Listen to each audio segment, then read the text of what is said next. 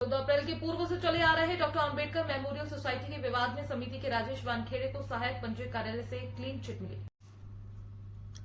दरअसल भीम जन्मभूमि का संचालन करने वाली बाबा साहेब भीमराव अंबेडकर मेमोरियल सोसाइटी में लंबे समय से आपसी खींचतान के बाद समिति में बिखराव और आरोप प्रत्यारोप के बीच समिति के 5 सदस्यों का निष्कासन भी हुआ था।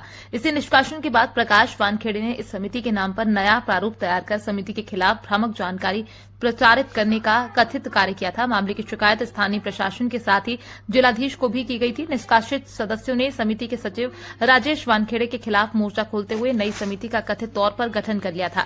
गौरतलब है कि मेमोरियल सोसाइटी समिति को लेकर लंबे समय से खींचतान विवाद चला आ रहा था। इसी मामले में विगत दिनों स्मारक पर समिति के सदस्य आपस में भिड़ लिए थे, जिसमें मामला थाने तक पहुंच गया। एफआईआर दर्ज हुई थी। इस मामले में सहायक पंजीयक कार्यालय इंदौर ने एसडीएम कार्यालय महू को पत्र जारी कर समिति के राजेश वानखेड़े को क्लीन चिट देते समिति को नियम के तहत बताया।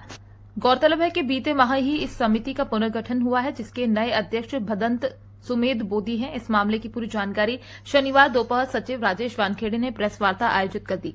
महू खबर अपडेट के लिए टोनी शर्मा की रिपोर्ट।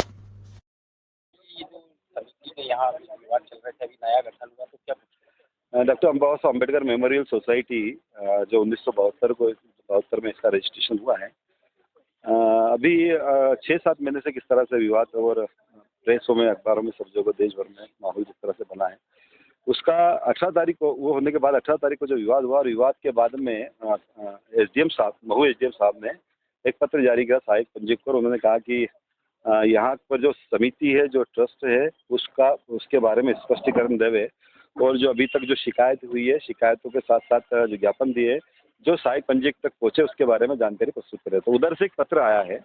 इस पत्र के अंदर स्पष्ट लिखा हुआ है कि अभी तक जितने भी शिकायत और ज्ञापन दिए, उन सभी शिकायत और ज्ञापन में कार्रवाई योग्य कोई भी दस्तावेज प्रस्तुत नहीं किए गए।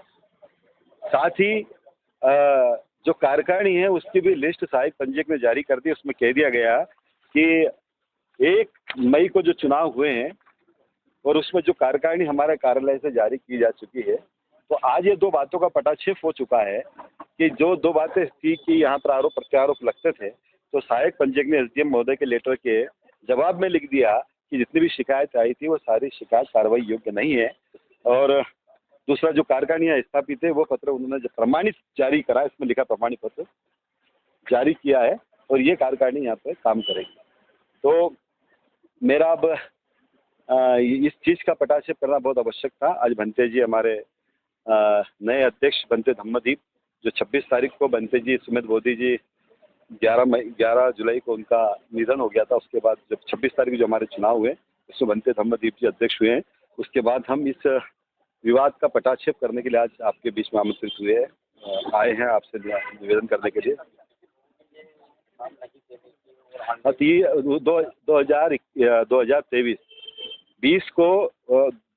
2020 को एडमिनिस्ट्रेशन ने इलेक्शन कराए थे। 2020, 2021, 21-22 और 22-23 ये तीनों साल का ऑडिट हो चुका है और ये ऑडिट परमानेंट सोसाइटी के अंदर जमा किया जा चुका है। ये भी सारा क्लियर है। इसके